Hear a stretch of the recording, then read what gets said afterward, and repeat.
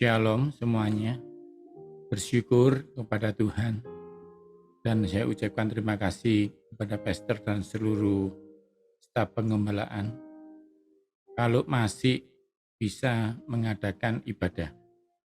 Saudara, sebelum saya bicara banyak, tadi kan ada yang dibaca sebelum doa firman. Sampai hati saya bergetar. Dikatakan firman itu berkuasa. Saudara, firman itu kalau disampaikan, membebaskan orang dari liang kubur. Mazmur bilang, kalau dia disampaikan, bebanmu terlepas. Kalau sahabat dekat kan tanya, kok bisa? Gimana sih ceritanya?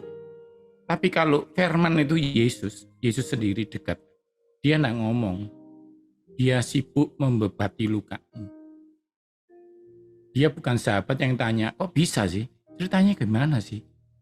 Dia kalau dekat sama saudara seperti hari ini, karena firman itu Yesus ya. Kalau firman disampaikan, Yesus sedang di sebelahmu. Yang setuju katakan amin. Dia kalau dekat sama saudara nggak tanya, kok bisa? Ketemu orang lumpuh nggak tanya, kok bisa lumpuh sih kamu? Gimana ceritanya? Harusnya kamu begini, enggak. Dia sibuk menyembuhkan. Jadi saudara, kalau engkau sekarang sedang punya kelemahan, dia bilang, datanglah kepadaku yang letih. Dalam nama Yesus, bebanmu sedang diangkat Tuhan. Dia juga merubah, karena firman itu mendidik, mengajari kita, menentukan kita salah apa tidak. Dan paling hebat tadi dikatakan apa? Melakukan, minta Tuhan bisa melakukan, karena nggak mudah tuh. Dengar gampang ya. Tuhan ngomong yang ikut Zoom hari ini, atau siapapun yang ibadah, itu pasti mendengar, nggak mungkin nggak mendengar. Tapi yang tidak melakukan kata Yesus seperti orang bijaksana dan orang bodoh. Itu orang gereja loh. Yesus nggak ngomong orang di luar Zoom. Semua mendengar, tapi tidak semua melakukan. Bagaimana cara melakukan? Tidak bisa. Harus butuh Roh Kudus. Saya percaya pagi ini kuasa Roh Kudus mengurapi saudara untuk jadi pendengar dan ingin melakukan. Ya, itu karena harus saya sampaikan tadi ada begitu hikmat yang banyak saya dengar dari Tuhan waktu saudara membaca itu. Jadi ibadah ini jangan main-main ya. Anda harus ikut setiap ibadah Zoom. Karena sedikit waktu yang kau luangkan di hadirat Tuhan, punya kuasa daripada berjam-jam di tempat lain. Kata Daud gitu. Pak Yo, enggak, saya olahraga dulu. Atau saya, dengarkan saya ya. Saya sebagai ahli olahraga menyatakan ibadah baru Tuhan memberkati makananmu, baru menyembuhkan penyakitmu. Itu firman. Dan Malaiki bilang gini, ini paling dahsyat. Terjadi perbedaan orang yang beribadah dan tidak. Jadi saudara pakai masker, kalau beribadah sama Anda beda. Karena Tuhan yang kau ibadahi memberkati apa yang kau kerjakan. Jadi waktu pakai masker berbeda dengan yang lain.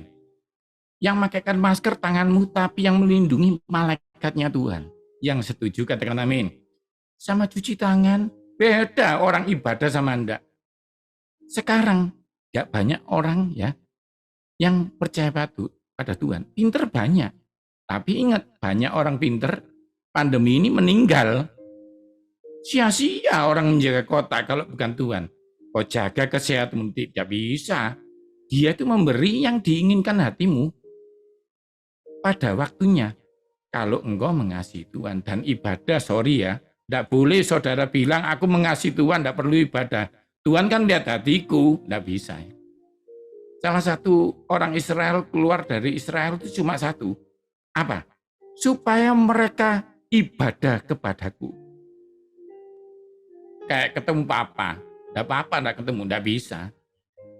Menikah suami istri, tidak apa-apa, tidak ketemu, yang penting hatinya. Oh itu gila ya. Itu perlu didoakan Pak sama Pak Yongki itu, ya doakan sampai banyak. Ingat ya, Tuhan memang lihat hatimu, tapi penolong yang dikirim Tuhan dalam hidupmu manusia, suamimu manusia, anakmu manusia. Nah, oke, saya akan bawakan firman. Orang-orang banyak yang tanya, Pak, masa pandemi ini Bapak ngapain? Nah, ini sebentar aja ya. Ini buku diabetes saya terbaru, sudah saya masukkan, sudah diedit. Nanti kalau dalam bentuk e-booknya sudah keluar, di New York bisa baca ya. Ini tentang diabetes. Lalu juga saya dan Langsing ini terbaru, masih edit teksnya. Ya, itu kerjaan saya selama ini. Nah, sebelum saya membawakan firman, tadi yang bergabung sebelum mulai ibadah sudah dapat appetizer. Ya, saya sudah banyak ngomong tentang vitamin D, dosis berapa yang harus diminum. Apalagi banyak yang jualan vitamin D sama vitamin K, Pak. Supaya vitamin K itu membuat D-nya tidak hilang. Itu salah kaprah. Karena K itu sudah ada di tubuh kita dan di makanan. Saudara tahu kenapa Yesus disunat hari ke-8? Ayo. Yang tahu saya kasih buku saya satu set. Enggak, saya bergurau ya. Karena manusia hari ketiga, keempat, keenam, baru vitamin K dihasilkan dalam tubuh. Alkitab itu dahsyat, saudara. Pengetahuan hikmatnya nomor 1. Bahkan cuci tangan itu sudah diajarkan di Musa. Cucilah tanganmu melewati ujung hisop. Hisop itu bahan baku obat cuci tangan sekarang. Ya. Jadi vitamin K untuk menggumpalkan darah. Kalau disunat sebelum hari itu, maka darahnya tidak bisa berhenti. Nah, karena itu yang kekurangan vitamin K cuma bayi. Tengok sebelahmu, yang ikut semua ini bayi enggak? Nah, berarti kalau bukan bayi, ya Anda enggak butuh vitamin K. Begitu. Nah, vitamin K dari mana? Ayam ada. Tapi dadanya ya, lebih banyak K2. Jadi jangan vitamin K tapi K2. Ya, juga berjemur, saya nggak tahu ya kalau di New York sekarang matahari gimana. Cuma kalau menentukan matahari ini banyak yang ngatur salah. Karena di Indonesia, di Jakarta ada penelitian jam 12 terbaik. Dia tahu 1, nggak tahu 2. Saya orang Indonesia asli, jadi saya tahu. Ya, ternyata di Irian Jaya 2 jam lebih awal, itu yang dia nggak ngerti. Jadi untuk teman-teman di Indonesia Timur, mungkin nanti ini YouTube ini kan memberkati semua orang ya. Saya bicarakan langsung aja. Kalau di Papua, Ambon, ya Anda berjemurnya jam 10. Kalau Anda orang Bali, berjemurnya di jam 11. Kalau orang Surabaya sama Jakarta, jam 12. Tapi kalau Anda berjemur di jam 12, 10 menit cukup. Pak, saya mau 1 jam, Pak. Itu cara tercepat gosong. Ya, jangan ya. Nanti Anda bau asap smoky gitu ya. Kayak bau bacon gitu ya. Jangan. Karena kalau lebih dari 15 menit Anda kanker kulit. Bisa kanker kulit. Pak, kok saya belum kanker kulit, Pak? Saya jemur 2 jam. Semua indah pada waktunya. Sabar ya, sabar. Jangan ngelawan ya. Nah, Pak, kalau saya di New York bagaimana, Pak? Nah, aturannya gampang kok. Kalau Anda berdiri, lalu bayangannya nggak ada. Nah, saya ulangi ya. Anda berdiri, nggak ada bayangannya. Loh kan aneh, Pak. Saya manusia kok. Enggak, maksud saya, berarti matahari di atas Anda. Itu adalah the best time. Pak, kalau saya pagi, Pak, ya bisa, tapi UVB-nya Anda harus jemur lebih lama. Dan rata-rata yang ikut Zoom ini kan kulitnya kayak saya. Nomor 4, nomor 5. Itu kategori ya, nanti Anda lihat di Google. 1 itu yang bule putih. Gitu. Kalau kena matahari cuma merah. Kalau kita jadi bacon, saudara, beda. Saudara harus hati-hati. Nah, semakin hitam, semakin lama. Jadi pengertiannya yang kulit putih lebih cepat jemurnya, gitu ya. Dan jemur itu harus dibuka bajunya loh, jangan pakai sarung ya, jangan pakai jaket. Nah repot kan? Jadi bagaimana? Ya berjemur di rumah aja. Ya kalau pagi ya lebih lama dikit, tapi saran saya, Pak saya enggak mau jemur Pak, obat jerawat mahal Pak. Ya udah, berarti dari makanan. Saya rasa di New York berkelimpahan ya, susu, madu, ya, keju, keju ya, susu itu bagus. Telur ya, telur itu kapsul protein yang diciptakan Tuhan istimewa. Vitamin K2 juga ada di sana. Pak, apakah saya butuh suplemen? Oh, harus tes. Pastor Yongki saya izin diulang sedikit ya, biar teman-teman tahu semua. Jadi ingat, tidak boleh pakai perasaan. Perasaan saya enggak kolesterol, enggak boleh ya. Harus dicek. Ya, katakan sebelahmu, harus dicek. Jadi lab itu penting, data itu penting untuk membuat kita tahu kita posisinya di mana. Karena itu gembala saudara kepingin saudara konsultasi. Gak langsung datang, Pak doakan Pak saya kesurupan, ya enggak bisa. Kenapa dulu? Kenapa dulu? Anda habis dari Bali, main di pura. Oh Pak Yongki tahu, oh ini kuasa gelap. Oh kenapa? Ya jadi ada data. Sampaikan data, jangan dimanipulasi. Kalau habis salah sama istri, ngomong sama gembala supaya gembala nggak nganggap kamu ini salah apa gitu. Oh salah sama istri, ya minta maaf ya, kasih hadiah sama berdoa berubah kan gitu. Nanti kalau salah doa gimana? Ternyata cuma salah sama istri, gembalamu pikir wah ini kesurupan, nah kan repot ya. Jadi data itu penting. Nah, jadi saudara harus lab rutin. Anda tidak pernah lupa lab mobilmu. Cek mobil, ganti oli rutin. Tubuhmu tidak pernah kau cek. Jadi setahun sekali minimal. Kecuali ada kerusakan mendadak, ya periksa. Ya, oke, itu sebentar.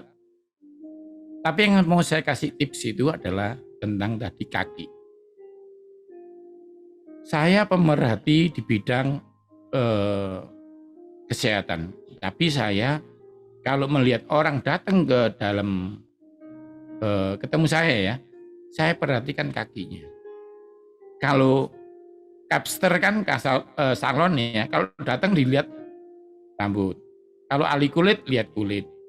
Ya. Tapi yang lihat tadi cuma Tuhan ya. Kalau kita lihat ahlinya. Ya, kalau saya lihat kakinya. Kenapa? Kaki itu pondasi. Anda boleh hebat, tanganmu besar. Tapi kalau kakimu dirancang untuk berat 70, Anda besarkan 80 sampai 100. Memang gagah. Tapi tidak bertahan lama karena pondasinya lemah. Jadi kaki ini butuh diperhatikan. Kalau Anda berani nambah otot di tangan, Anda harus latihan kaki. Kenapa banyak di fitness orang tidak mau latihan kaki? Karena habis latihan kakinya masih dipakai. Jadi kalau habis latihan kaki itu males, capeknya setengah mati. Tetapi tips sedikit untuk yang ingin melangsingkan badan. Pasien saya kalau keluar negeri tidak usah latihan macam-macam. Menggerakkan kaki 15 menit akan menjaga lingkar pinggang Anda. Kenapa? Otot kaki itu besar. Gluteus maximus di pantat itu besar. Di paha itu besar. Kalau Anda gerakkan kaki, berjalan, berlari, naik tangga, loncat. Jangan manjat ya, manjat pohon nggak perlu ya. Lari, jalan. Maka yang terjadi adalah metabolisme tubuhmu dijaga. Mana sih badan itu paling gampang sama kaki. Menggerakkan tangan setengah jam sama kaki 5 menit sama. Bayangkan. Jadi Anda berjalan pagi, ya 10 menit cukup. Pak, apa bedanya? Saya di New York banyak jalan, Pak. Habis naik ini jalan, ini jalan. Beda. itu tidak dihitung tapi dihitung penggunaan.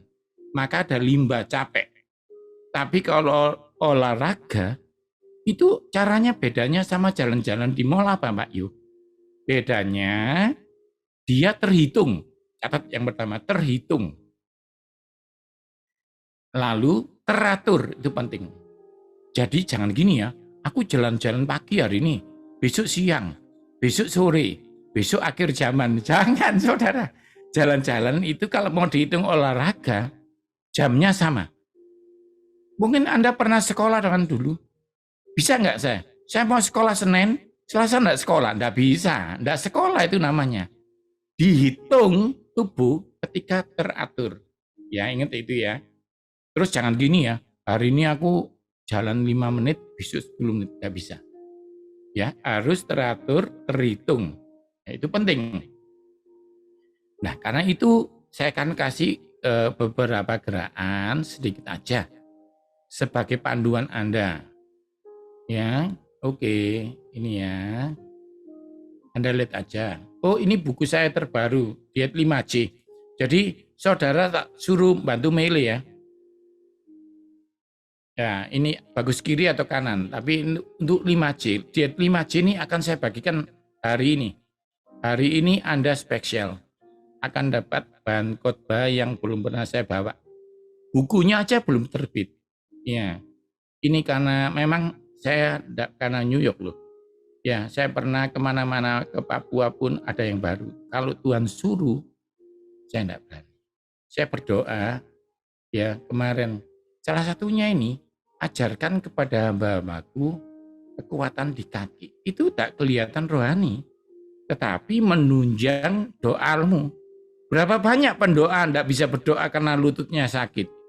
Yang tersinggung katakan amin. Bukan karena tidak ingin doa, lututmu tidak kuat. Nah ini pentingnya, ayo kita lihat kesehatan. Ini 5C nanti bahan khotbah nanti ya. Kita akan khotbah proper nutrisi. Ini covernya saya bingung ya, yang mana kiri atau kanan. Oke, ini yang pertama. Jadi Anda lihat, gampang toh. Pak saya nggak bisa Pak ngitunginnya, nggak usah dihitung, sama nyanyi.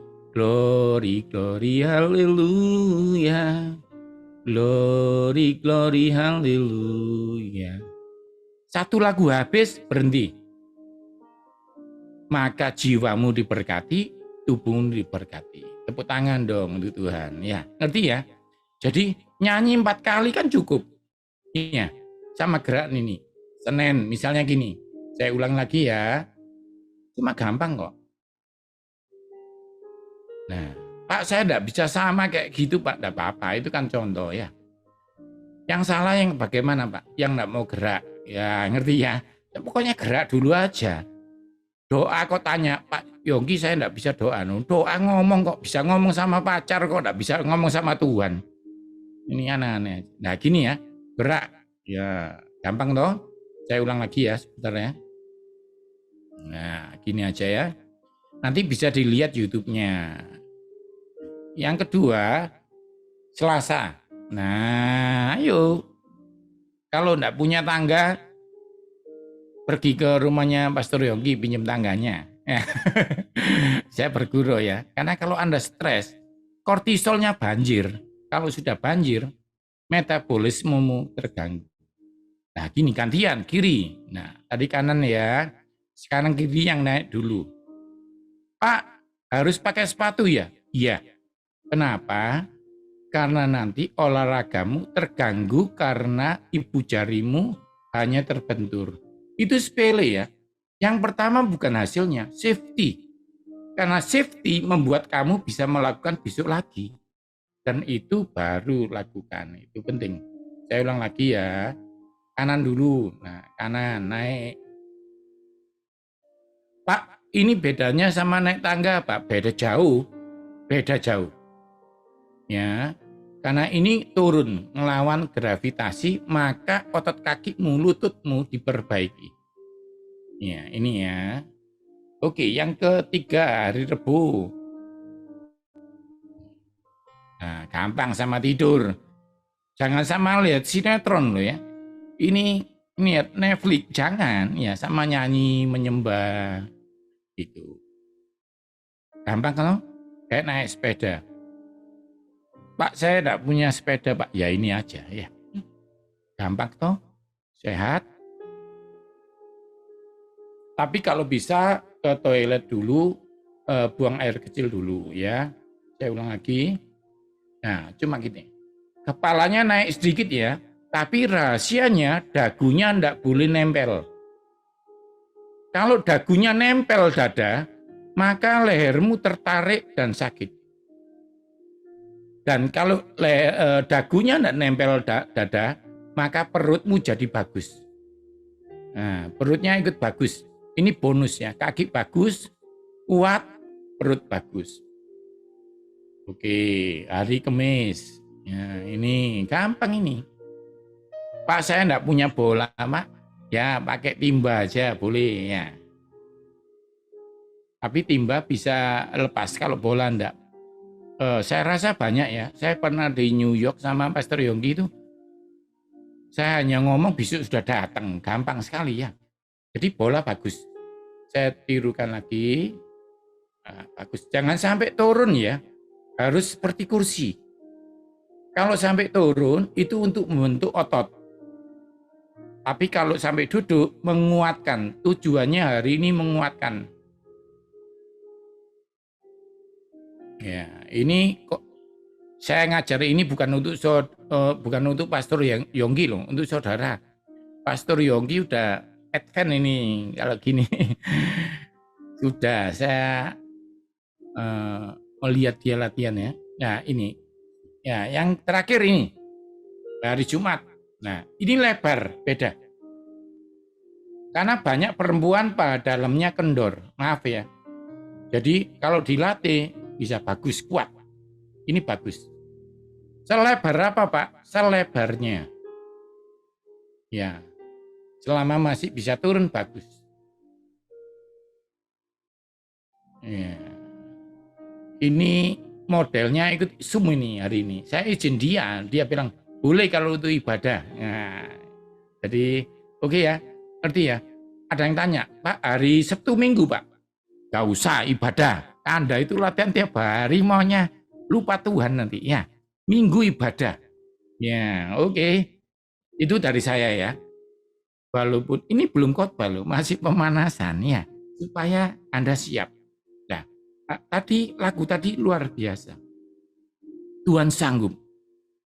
Jadi orang Kristen itu tidak bermasalah dengan kesanggupan dari Tuhan. Masih percaya Tuhan nggak? Percaya Pak. Marah? Iya marah, tapi masih percaya. Orang Kristen nggak ada yang pindah agama toh.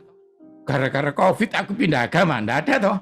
Jadi orang Kristen itu tidak bermasalah dengan Tuhannya di bidang kepercayaan. Saya catat lagi ya, karena ini penting. Tuhan suruh saya ajar ini 2 slide aja, supaya menguatkan hatimu. Tetapi Anda bermasalah di bidang caranya Tuhan menolong. Saya ulang lagi. Anda percaya Tuhan sanggup menolong, tetapi Anda bermasalah dengan caranya Tuhan menolong. Anda kalau tidak pindah agama, masih ibadah, itu tandanya Anda masih percaya sama Tuhan. Tapi Anda ngomong gini, Pak, aku tidak ibadah minggu ini, kenapa? Tidak apa-apa. Nah itu kecewa. Masih tanya, kok bisa sih terjadi Tuhan? Salahku apa? Itu berarti Anda belum percaya caranya. Sean, anak saya, HP-nya rusak. Bagi dia, caranya itu mereparasi. Bagi saya, bapaknya, enggak, ya beli baru dong. Itu saya loh. Tuhanmu kadang-kadang berbeda. Dulu anakmu kecil, butuh uang sekolah. Kalau di Indonesia SD ya, hanya butuh berapa juta, ada mujizat. Tuhan ngirim orang ngasih. Sekarang kuliah, tidak ada yang ngasih. Gimana nih? Tapi jangan lupa, Tuhan membuat anakmu kumlot, pinter, beasiswa, tidak butuh duit. Jadi caranya Tuhan itu beda-beda. Tidak bisa, sekarang anakmu kuliah butuh, Tuhan kirim orang ngasih uang. Enggak. Tuhan bisa rubah anakmu pandai, beasiswa, tidak butuh uang. Itu juga karena Tuhan. Jadi cara Tuhan itu beda-beda. Tuhannya sama loh ya, orangnya sama, di dunia yang sama. Nah, untuk mengerti itu, saya akan tunjukkan 2 slide, setelah itu kita belajar gizi. Ya. Oke, ini. Percaya sanggup Tuhan menolong, itu beda sama percaya caranya.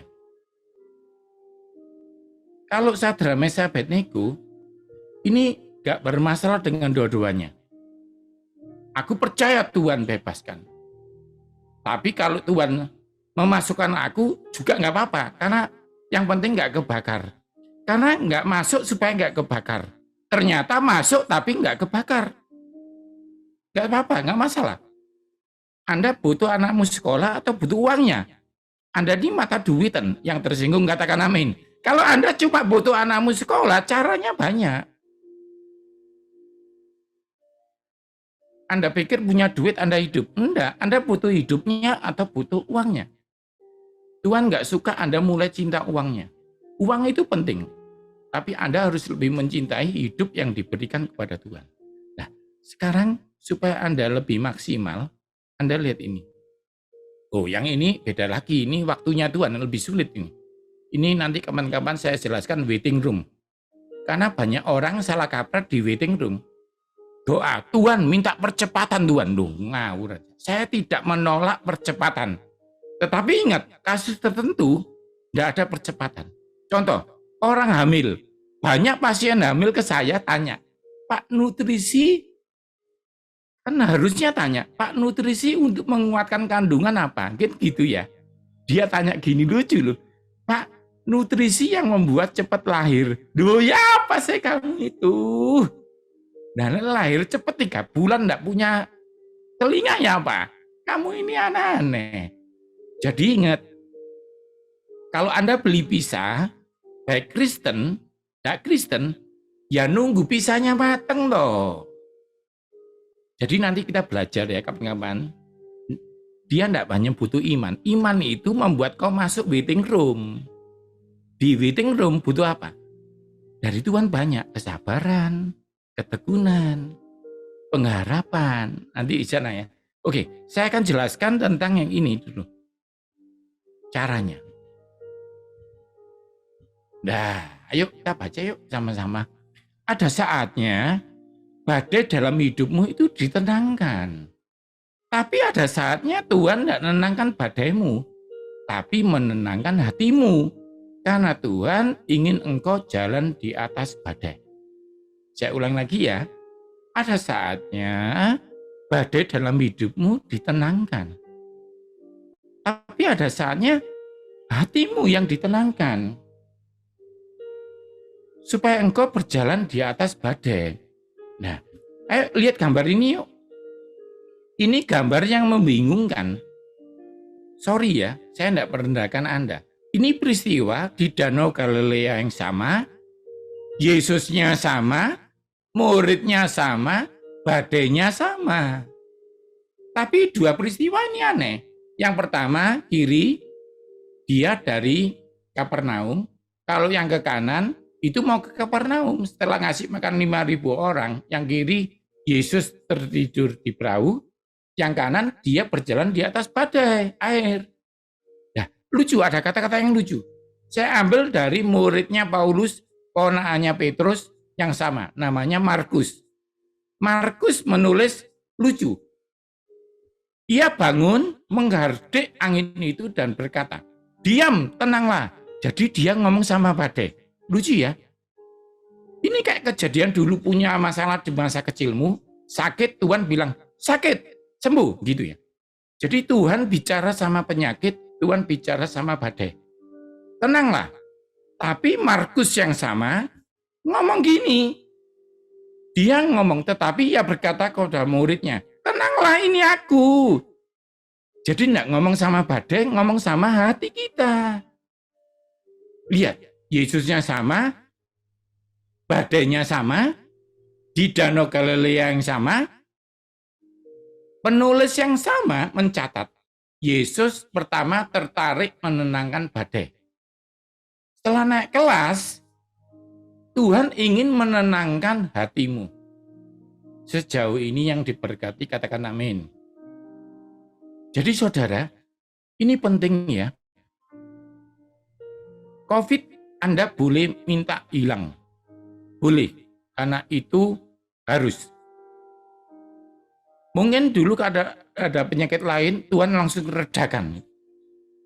Tapi sekarang Tuhan ingin berkata, saya doa terus. Dan Tuhan ngomong, aku ingin anak-anakku tenang. Supaya aku bisa berperang bagi mereka. Karena dengan tenang, hanya dekat Allah saja, aku tenang. Ingat ya, tadi saya ngomong, kalau Yesus mendekat, ada kesembuhan. Kalau firman disampaikan, dia nggak tertarik meredakan badai. Firman Tuhan tidak meredakan badai, tapi meredakan hatimu, merubah kacamatamu, melihat sesuatu seperti surga melihat. Masalahnya sama. Kalau saya lihat New York, besar sekali. Tapi begitu saya lepas landas sampai luar angkasa, kok sampai luar angkasa? Maksudnya sampai langit. Langsung saya lihat, kan saya diantarkan Pastor Yogi. Begitu saya naik, New York hilang nih. Tidak ada kelihatan. Nah, kalau Anda dengar firman, masalahmu masih ada, tetapi kamu naik seperti Raja Wali. Kacamatanya kayak Tuhan, lihat masalahmu, tidak kelihatan. Tuhan tertarik melihat kamu daripada melihat masalahmu. Tuhan tidak pernah kaget kekacauan di dalam hidupmu. Tapi Tuhan lebih kaget kalau kamu kurang percaya, Tuhan masih sanggup merubah kekacauan ini jadi kebaikan. Yang setuju katakan amin. Ingat ya, Tuhan masih sanggup. Ya, oke. Sekarang sudah itu firman dari Tuhan. Sekarang Anda dapat hikmat dari Tuhan tentang kesehatan. Saya akan kejar karena ini buku baru yang saya sampaikan banyak ya. Jadi Anda sudah seperti bedah buku ini ya. Oke. Ini ada 4 gaya hidup sehat, 4M. M pertama, makan minum dengan benar. Ini yang akan saya ajarkan, proper nutrition. Yang kedua, olahraga teratur. Tadi sudah kasih tips ya. Pak, kalau saya enggak mau olahraga, makan aja gimana Pak? Salah. Mobil kalau diisi bensin terbaik, enggak pernah dipakai, rusak. Bukan karena enggak ada bensinnya, tetapi enggak dipakai. Ingat ya, manusia adalah makhluk bergerak. Anda tanya sebelahmu, kamu manusia atau bukan? Gitu ya. Jadi kalau ada orang malas bergerak, tanya ono. Ya misalnya suaminya malas olahraga, tanya, Pak kamu manusia atau enggak? Gitu ya. Tapi sama guyon, kalau dia marah, stres jadi vampir nanti ya. Oke, yang ketiga, menjaga tidur. Pak saya makan olahraga enggak mau tidur Pak. Saya mau jadi Batman. Jangan ya. Nanti kamu masuk UGD. Tahu bedanya pasien rawat inap dan rawat jalan. Kalau makan kan bisa di rumah. Ternyata apa? Kalau ada pasien sudah olahraga, sudah jaga makan belum sembuh, berarti dia kurang satu. Istirahat. Kalau di rumah sakit, nggak bisa Anda nonton bioskop, nonton TV, nonton DVD. Lampu dimatiin, dicus. Ngantuk Anda ya. Kalau Anda macam-macam nggak tidur, dicus, tidur. Nah, jadi itu bedanya sehingga di rumah sakit cenderung apa? Dihitung makannya, dihitung geraknya, terapi, fisioterapi, lalu tidurnya dijaga. Cuma rumah sakit nggak punya satu. Yang nggak bisa sembuh-sembuh di rumah sakit, isoman itu meninggal di rumah sakit, kenapa? Karena ini. Karena rumah sakit tidak bertanggung jawab terhadap yang terakhir. Mengelola stres. Ini tidak ada hubungannya sama rumah sakit. Ya, susternya sendiri stres kok. Kok Anda minta susternya ngurusin Anda? Susternya aja pakai APD sudah stres. Jadi stres sendiri-sendiri. Itulah gunanya ibadah. Itu mengcover stresmu. Mau enggak mau kalau ibadah, Anda masih marah, itu cuma perasaanmu. Karena stresmu enggak tahan dalam hadirat Tuhan. Tepuk tangan buat Tuhan. Itu hebatnya firman. Saya pernah ya, capek menghadapi tugas sekolah akhir dan banyak pasien ngarang buku. Istri ngomong jadi ndak enak nadanya jadi E minor, D minor gitu ya. Jadi salah terus dia. Tapi begitu dia dengar waktu itu kebetulan khotbahnya siapa saya lupa. Yang anak muda itu disetelkan khotbah luar negeri ya. Disetelkan khotbahnya tiba-tiba saya bisa katanya istri saya senyum-senyum sendiri. Firman Tuhan itu berkuasa. Jadi kalau Anda lagi mangkel, lagi nggak mau ngomong sama orang, setel khotbah. Nanti lama-lama dia berkuasa merubah hatimu. Karena manusia nggak bisa merubah hati. Jadi sorry ya, lebih penting dari 3 tips itu, yang terakhir ini paling penting. Karena stres membatalkan makanan terbaik. Stres membatalkan tidur terbaik. Pernah enggak tidur 8 jam? Bangun masih capek karena Anda masih stres. Ya, oke, itu enggak saya bahas. Saya bahas yang proper nutrition yang merah. Oke. Diet ini perlu saya luruskan karena banyak orang yang mengartikan diet salah. Diet itu apa sih? Ayo pakai definisi ya. Diet itu bukan tidak makan. Diet itu adalah yang pertama ada unsur perencanaan. Yang kedua ada tindakan. Percuma merencanakan. Misalnya gini, saya besok diet hari Selasa. Besok diet saya. Ini hari misalnya hari Kamis gitu. Cuma ditanyain, kok nggak diet? Lah ya besok gitu. Besok terus sampai akhir zaman ya. Yang tersinggung katakan amin. Ya, banyak orang janji diet. Ya. Nah, ternyata perencanaan tanpa tindakan percuma. Nah, nanti di buku ini lebih lengkap. Belanja itu menentukan. Tolong ya, kamu kalau masuk ke supermarket jangan masuk ke area yang mendatangkan diabetes ya. Kakimu itu jangan melangkah ke tempat kejahatan. Melangkah dulu ke tempat apa? Sayur. Gitu loh. Jangan bilang gini, Pak di sayur rame, Pak saya ke coklat dulu. Jangan, coklat itu bagian terakhir. Sayur dulu, buah, gitu loh. Pak kaki saya enggak mau ke sana, Pak. Ya didoakan nanti bisa ke sana ya. Itu roh jahat itu. Ya, oke. Lalu apa? Pengaturan.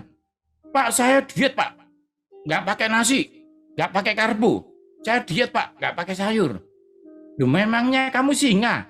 Loh, kamu itu bukan singa, ya. Pak, saya sayur aja, Pak. Kayak vegetarian. Belum saatnya kamu gitu. Apakah tidak boleh? Boleh. Harus diatur. Contoh ya, tempe ketemu tahu atau tempe ketemu sama buncis, itu lisin ketemu arginin, itu seperti daging stick, ngerti ya? Jadi, Anda kan nggak tahu itu. Nah, akhirnya jangan ngawur ya, butuh hikmat. Pertama diatur, lalu terdiri dari makan dan minum. Pak saya diet Pak, tapi saya nggak minum, nggak bisa. Pak saya minum, nggak mau makan Pak. Minum supaya kenyang. Terakhir apa? Kesehatan optimal. Jadi diet adalah suatu perencanaan untuk mengatur pola makan serta minuman sehingga mencapai kesehatan optimal. Kenapa? Ada orang jaga makan tapi masih minum alkohol. Ada orang minum air putih. Saya enggak suka minuman-minuman yang lain. Tapi masih makan jeroan. Yang tersinggung katakan amin. Jadi kalau Anda jaga makan, jaga minum. Yang benar dua-duanya. Katanya Yesus, yang satu dilakukan, yang lain jangan diabaikan. Kalau contohnya gembalamu misalnya, Pak saya perpuluhan, tapi saya enggak hormat orang tua. Enggak bisa. Pak saya enggak mencuri, saya cuma membunuh. Enggak boleh. Yang satu dilakukan, yang lain jangan diabaikan. Ngerti ya? Jadi ingat, diet itu ada perencanaan. Pak, saya mau ke supermarket, Pak, mau belanja diet. Tiba-tiba ada suara di telingamu. Diskon 60% permen coklat. Loh, itu loh, gangguannya banyak. Ya. Jadi kamu nggak perencanaan, dicatat. Tadi saya bangga ya, Pastor Anda ini termasuk senior, tapi punya kebiasaan bolpen, nulis, catat. Itu penting loh. Pak, nanti kan ada YouTube bisa diulang, beda. Anak kuliah denger Zoom sama nyatet beda. Nanti kalau Anda butuh, saya kirim materi ke Pastor Yonggi ya, untuk dibagikan. Tapi catat yang nggak ada di slide. Ya, oke. Jadi ingat ya, direncanakan, teratur, dan terorganisasi. Ingat itu ya. Oke, sekarang lanjut ya. Jadi diet itu ada yang diet nggak makan apa, tidak salah. Nah, sekarang diet 5C. Diet 5C ini memang saya yang bikin. Tapi dari pembelajaran di rumah sakit. Kenapa kalau orang diaturkan di rumah sakit ke penyakitnya sembuh? Karena kami yang ngatur. Jadi tidak bisa ya. Kalau Anda beli mobil bensin, diisi solar. Tidak bisa. Jadi Anda harus ikut aturan. Nah, sementara ini kan Tuhan mempercayakan kepada saya hikmat. Nah, saya sebagai pengajar, gembala, ada nabi, ada apa semua untuk mendidik Anda dalam kebenaran. Ya, jadi saya sebagai posisinya di sini sebagai pengajar, itu ya sebagai guru. Nanti ada nabi Tuhan, ada gembala, ada evangelis, macam-macam ya. Oke, sekarang saya akan jelaskan 5C. 5C ini saya bikin berdasarkan yang dilakukan di rumah sakit. Yang pertama, jangan telat makan. J pertama. Jangan telat makan lebih penting daripada lainnya. Pernah nggak Anda masuk rumah sakitnya ngomong, susternya, sorry ya, hari ini telat makannya. Berasnya habis, sayurnya kosong. Nggak ada itu, rumah sakit apa itu? Jadi ingat, kenapa di rumah sakit teratur? Karena nggak telat makan. Kenapa di rumah Anda sering sakit? Sik, ada khotbah bagus, nggak mau makan. Sik, mau doa, sudah bangunnya jam 10 pagi, doanya 2 jam, nah makanmu kapan ya? Peristiwa 5.000 orang ngasih makan, Petrus ngomong, Yesus tempatnya jauh, suruh mereka pergi cari makan. Yesus marah loh, tidak, kamu yang harus kasih makan. Kenapa Yesus menghadapi orang lapar tidak ngomong gini?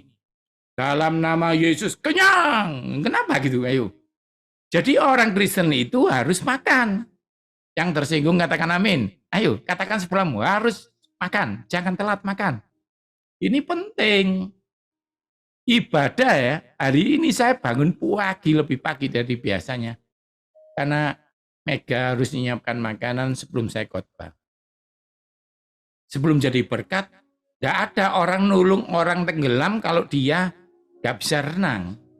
Saya harus jaga kesehatan saya supaya saya bisa mengajarkan kesehatan. Ya, ingat ya. Yang pertama apa? Jangan telat makan. Itu hukumnya. Jangan telat minum. Ya, oke. Yang kedua,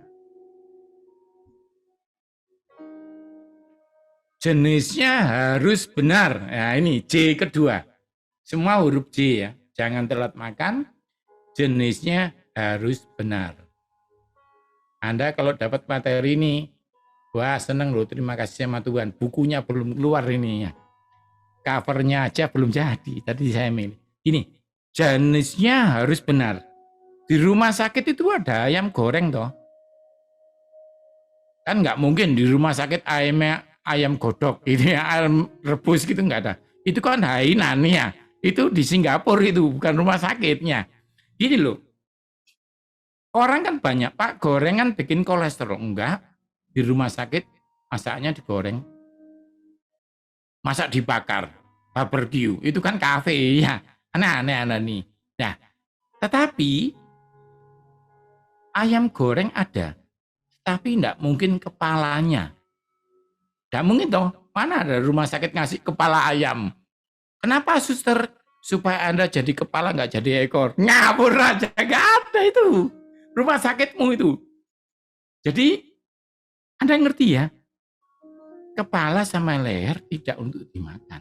Kenapa? Toksin. Kita periksa mata, lidah, karena di sana ada tumpuan toksin. Oke itu ya. Kedua, tidak boleh makan jeroan apapun. Oh, apalagi di Surabaya, saya kasih contoh. Nggak ada rumah sakit yang ngomong, Ibu hari ini menunya spesial, soto babat. Nggak ada itu. Nggak ada, itu rumah sakitnya mamamu. Nggak ada. Nggak tahu kalau di New York ada ya. Hari ini ya usus goreng gitu. Nggak tahu saya. Menurut saya nggak ada. Ada yang tanya kemarin, saya waktu khotbah di daerah Vietnam ya. Di daerah-daerah timur-timur Asia yang suka makan anane itu. Orang Indonesia di sana tanya, Pak kalau RW boleh dimakan Pak? Loh. Ya kalau kamu bisa makan RW ya harus makan RT-nya. Ya masa RT dimakan? Nggak ada rumah sakit itu. Hari ini rica-rica guguk gitu nggak ada itu. Ada yang tanya lagi, Pak B2 Pak? Nah ini pertanyaan yang membuat Anda berdebat-debat. Saya lihat ya wajah Anda di Zoom ya. Itu lebih tertarik pengajaran ini daripada iman. Oh, ngawur aja, enggak boleh ya. Kalau sudah ngomong B2 itu iman bisa goyang. Saya enggak bisa ngomong banyak. Cuma tunjukkan sama saya. Rumah sakit yang ada menu itu. Di Jerman terkenal knuckle atau kaki babi yang digoreng kering deh. Tapi di rumah sakit Jerman enggak ada menu itu. Enggak ada. Sosis, enggak ada itu. Hari ini sosis enggak ada. Kasihan ya, wajahnya langsung kecewa semua. Enggak kok, Yesus masih ada. Ya, Yesus masih ada. Jangan takut. Saya kalau lihat gak tega saya.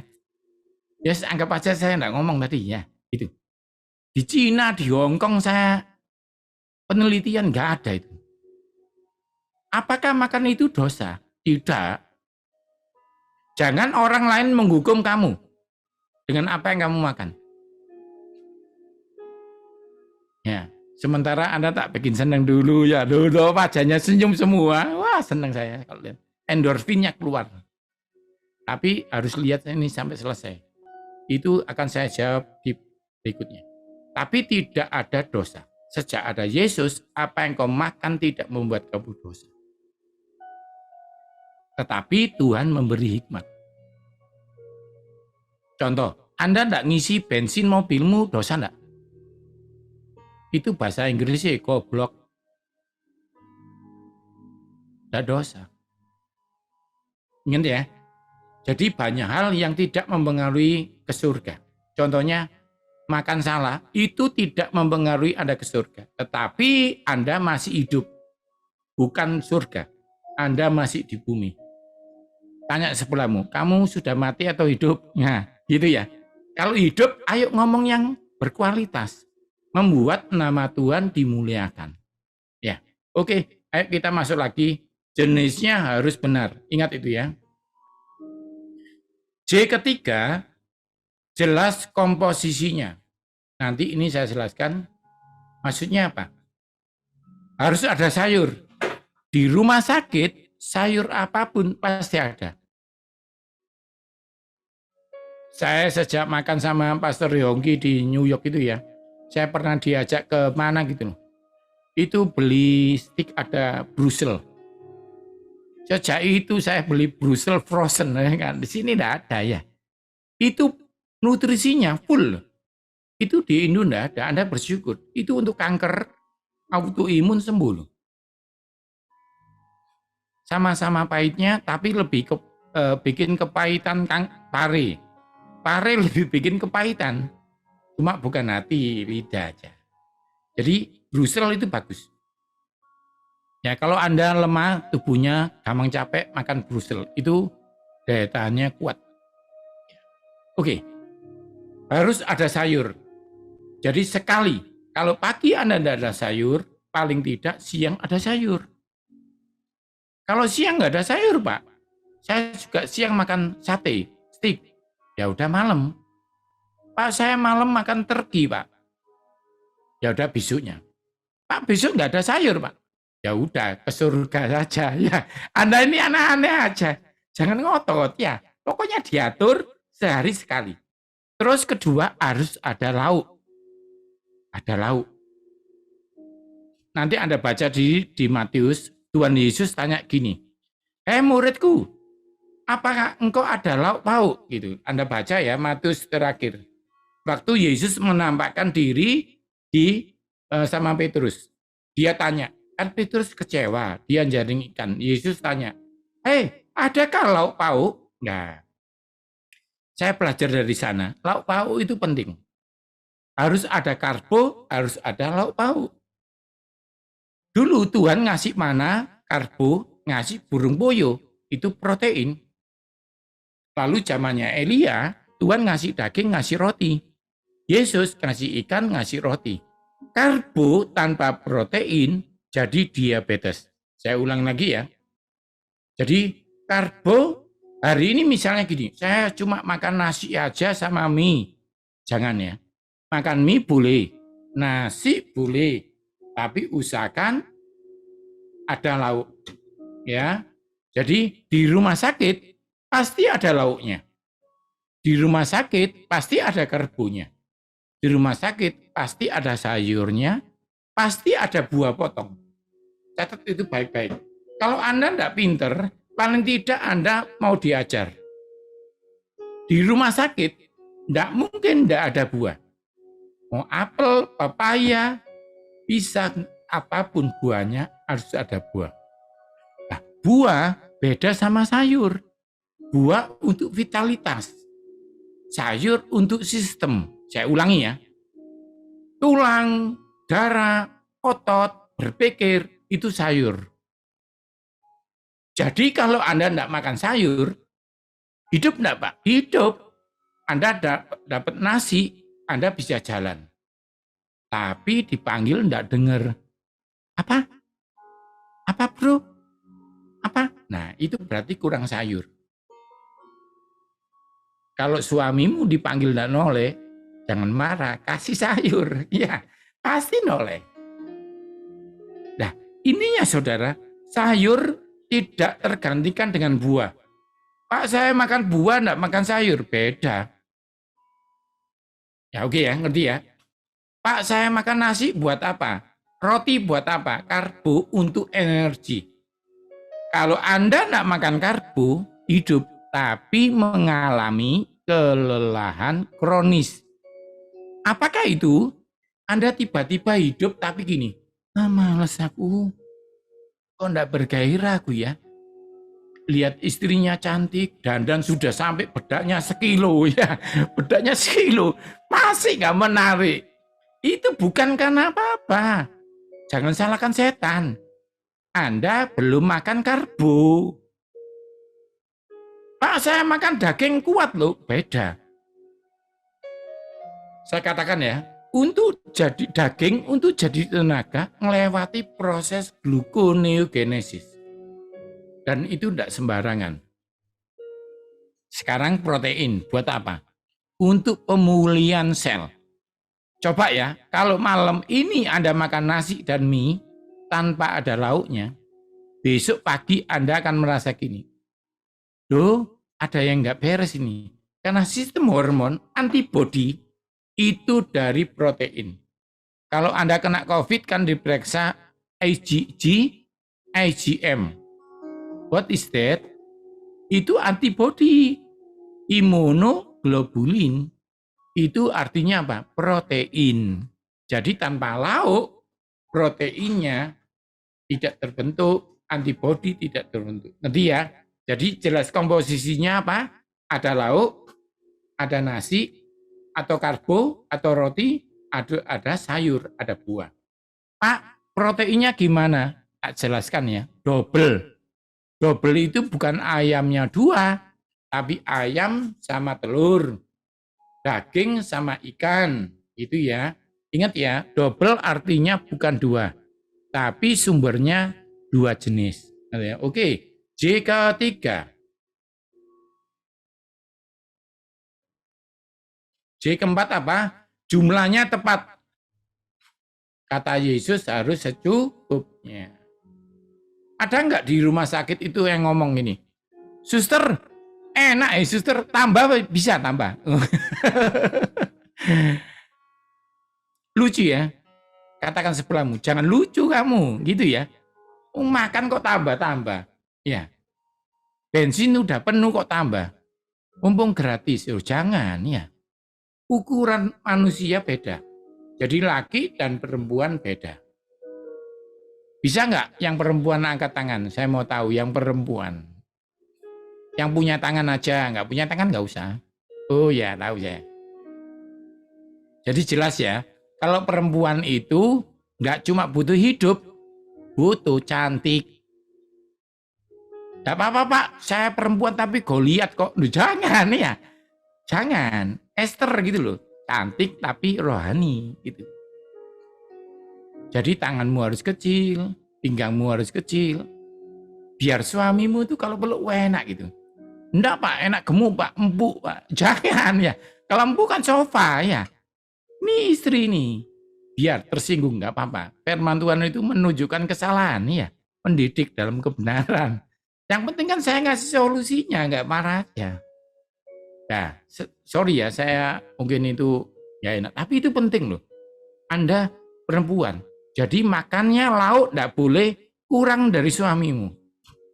Karena lauk membuat hormon yang sama. Tapi karbo harus setengah. Jadi kalau makan burger misalnya. Ya, saya lupa Pastor yang berapa itu ya. Enak sekali dulunya.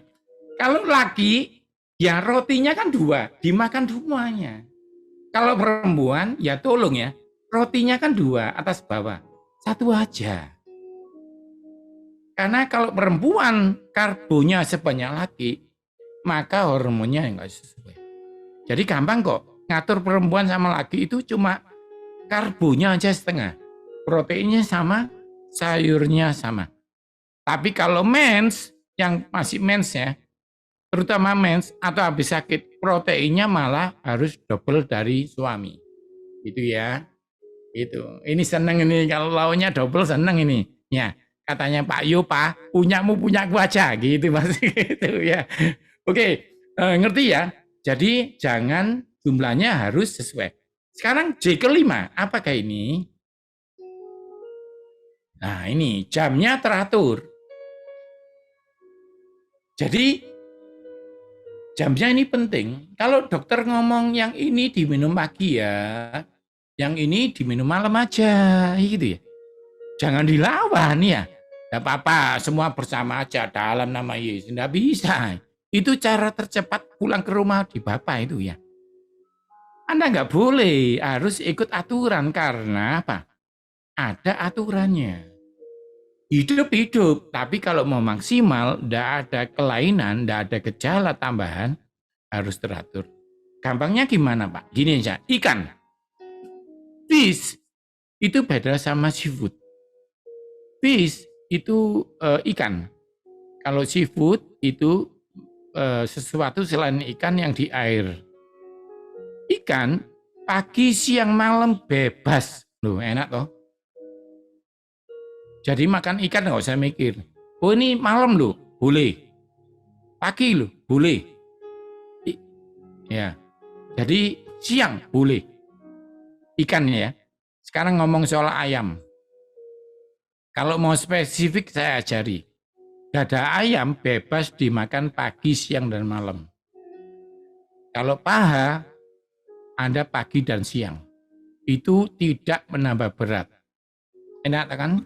Sekarang dapat ilmu. Nah, ini malam ini, ikan, aman ya. Sapi, sekarang ngomong sapi. Sapi dan ponakannya ya, termasuk kambing, domba, dan macam-macam itu kan banyak keluarganya.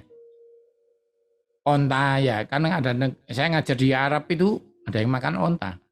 Oke, sapi hewan kaki 4 selain meja itu hanya bagus dimakan siang. Duh Pak, saya makan pagi kok enggak apa-apa? Enggak apa-apa. Nanti kalau numpuk, limbahnya enggak enak. Tapi kalau siang, termasuk kolesterolnya masih kepake. Jadi kalau Anda masuk ruang steak, makan siang. Ya, masuk restoran, siang enaknya makan apa ya? Steak gitu. Kalau malam, ikan. Pak, kalau saya makan malamnya, steaknya malam enggak? Ada tekniknya. Pagi ikan, siang ayam, sapi malam. Besok jangan lagi. Hanya makan steak malam kalau ada dinner bersama orang lain. Loh Pak, kalau saya terlanjur makan sate pagi, siang gulai, malam steak Pak. Nah ya, itu UGD ya. Jadi ingat, kalau Anda nggak mau diatur, Tuhan akan ngirim orang mentor untuk ngatur Anda di rumah sakit. Misalnya Anda nggak mau jadi suami yang baik, Tuhan ngirim mentor. Pasti itu, nggak mungkin. Jadi menurut saya, orang yang dididik itu enak. Ya, oke ya, itu 5J. Oke. Yang sekarang 5B. Hari ini spesial sedikit ya. Oke, 5B agak cepat. Ini belum ada yang dengar. Yang tahu cuma surga sama Anda sama saya ini. Ini baru ini. Sungguh ini belum ada. 5B. Di Google ya nggak ada ya. Penulisnya ini sedang ngomong sama Anda kok. Kalau sudah terbit, masuk Google. Bila mana Anda makan? Nah ini penting. Makan pagi, makan siang, makan malam beda. Lalu bagaimana perasaan Anda saat makan? Ini menentukan metabolisme. Kalau bisa, habis marah-marah, jangan makan. Metabolisme jadi lambat. Yang gula jadi diabetes. Lemak jadi kolesterol. Ya saya nggak dalam, tapi intinya Anda harus tahu itu. Kapan makan itu menentukan. Pagi, siang, malam menentukan. Nggak mungkin toh Anda pagi langsung makan steak berat gitu, nggak mungkin. Kedua apa? Perasaanmu menentukan apa yang kamu makan dan jadi apa makan. Yang ketiga,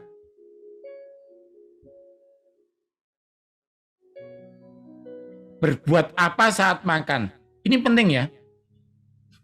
Waktu Anda ngetik komputer sama makan, berbeda sama Anda makan di meja makan. Karena itu walaupun saya orangnya terbuka, castermu juga terbuka, diharapkan kalau Zoom jangan sama makan cakwe, ya makan roti goreng, jangan. Walaupun pastormu sabar, saya juga santai. Saya kalau kuliah, itu ngajar ya, bebas. Saya disenangi banyak mahasiswa. Nilainya murah, ya sorry ya, orangnya ganteng, gitu. Pokoknya saya itu plusnya banyak.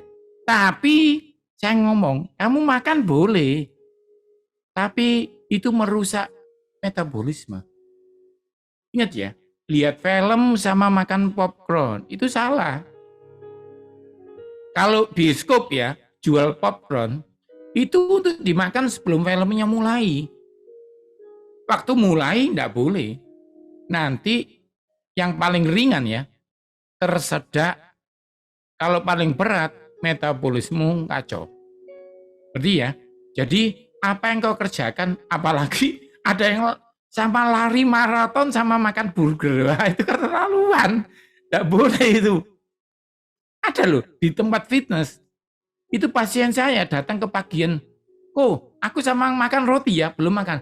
Loh aku bukan enggak boleh. Pertama kotor tanganmu, kedua metabolisme kacau. Ngerti ya sekarang? Jadi jangan biasakan anak-anak itu ya, Anak-anak bangun terlambat, dia sarapan sama lari. Tidak boleh. Karena akan merusak. Yang terakhir, kelima, bersama siapa Anda makan? Nah, ini menentukan. Anda makan sama istri, wah banyak, enak. Mau makan salah, istrimu langsung jadi polisi, FBI. Ayo, enggak boleh. Ngawur aja kamu. Aku mau kamu hidup, Pak. Gitu ya. Aku belum bosan sama kamu. Nah, gitu pasti ada polisinya. Tapi kalau nggak ada sama istri, kalau sama musuh, waduh. Kamu nggak tahu apa yang kamu pesen. Coba ya, Anda makan sama musuhmu di sebuah restoran. Langsung orangnya tanya, Pak pesen apa? Terserah. Pokoknya yang bisa dimakan. Kamu juga mau gitu ya. Orang itu, sorry ini sungguhan loh. Saya enggak bergurau. Jadi menentukan Anda mikir. Contoh kalau Anda baik-baik. Sayang mau makan apa? Yuk makan yuk. Tapi tadi aku sudah makan ini. Kamu belum toh? Enak gitu loh. Tapi kalau makan sama rentenir, waduh. Ditagih utang makan. Bisa-bisa itu lap meja makan dimakan ya. Tapi intinya itu menentukan. Jangan salah makan siang sama teman kantor yang orang Surabaya bilang mencekno. Jangan. Pasti Anda salah. Kalau Anda makan sama saya, masa gini, Pak Yo, mau ndak jeroan? Ndak mungkin dong, ndak mungkin dong. Kalau Anda makan sama saya, pasti benar. Jadi itu jangan makan bersama orang yang ndak punya masa depan baik. Nah, itu ya. Terakhir, berada di lokasi mana? Ini penting. Di rumah ada 3 lokasi. Di meja makan, di kasur, di sofa. Beda ini. Di restoran, kenapa ada tempat mahal? Saya lupa Pastor Yonggi, kita pernah makan di Berkati itu, mana ya, view-nya bagus, di lounge, lihat kota New York. Nah, itu beda. Anda makan di lounge, Anda makan di kafe, itu beda. Makan di mana? Di stasiun, ada banyak di kafe, di lounge, itu menentukan saudara. Nah, kalau di rumah, saya nulis buku judulnya gini, kesehatan dimulai dari meja makan. Nggak ada kesehatan dimulai dari meja komputer itu, nggak ada ya. Ngerti ya saudara? Ini penting loh, jangan remehkan. Kalau Anda nggak bisa ngatur ini, rumah sakit akan ngatur Anda. Karena itu kalau di rumah sakit, makannya cuma satu, di kasur. Bisa ngomong, suster saya mau di lounge. Nggak bisa. Ngerti ya? Itu penting ya. Ini sudah saya rangkai. Kalau Anda menjalankan, aman. Ini belum ngomong soal Yesus loh ya. Yesus yang berkuasa itu. Wah, wis. Nah, sekarang setelah 5C, 5P terakhir. Setelah itu kita bisa doa ya. 3A. Nah, ini gambarnya istri saya ini ya. Ini ya. Apakah makanan ini berguna untuk tubuh saya? Itu kalau ini ada 1 Korintus ya. Semua boleh, tapi tidak semua berguna. Kalau ketemu makanan tanyai. Ketemu makanan dan minuman. Contohnya ini. Ini saya bawa madu. Saya kalau pagi, kalau hamba-hamba Tuhan ya, kalau mau niru, kalau mau zoom, siapkan madu 2 sendok. Lemon dicampur di air. Ini kalau Anda minum, stamina Anda bicara 2 jam, 3 jam, masih oke. Jadi penting ya, berguna enggak madu? Ditanyai ya. Kalau ketemu soto, ditanyai, soto, apakah kamu berguna buat saya? Itu penting. Ingat, ahli gizi membedakan dengan Anda itu. Saya kalau ketemu makanan, tanya, kira-kira ini berguna enggak? Kata Paulus, semua boleh, tapi enggak semua berguna. Gitu ya. Jangan tanya gini ya, makan ini dosa apa enggak? Jangan. Tanya, berguna apa tidak? Kedua, apakah makan ini membangun kesehatan saya?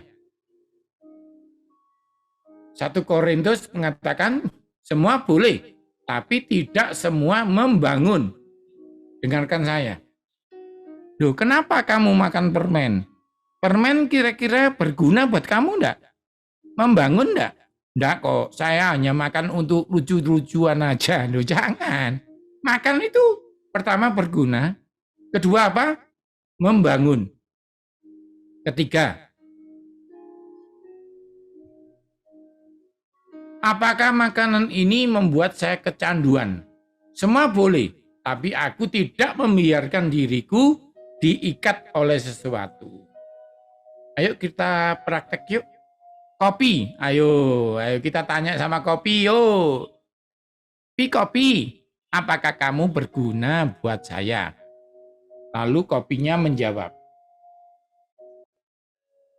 ya, saya bisa membuat Anda segar, nggak ngantuk.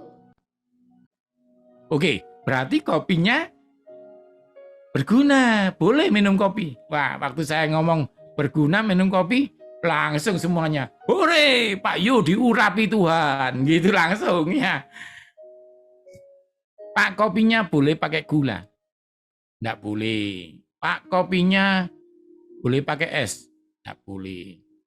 Kamu ini tanya kesehatan atau tanya enak-enakan ya? Kopi ya kopi gitu ya. Nah, ini ya. Pertanyaan kedua. Kopi, apakah kamu membangun kesehatan saya? Nah, kopinya jawab, iya dong. Saya kan kafein. Kafein kan membangun jaringan kulit. Kalau Pak Yu nggak percaya, setiap kosmetik ada kafeinnya. Kulitnya segar. berarti bolehlah ya. Asik, dia berguna, dia membangun. Yang ketiga, tanyai, kopi, apakah kamu ini bikin saya kecanduan? Itu sih terserah Anda.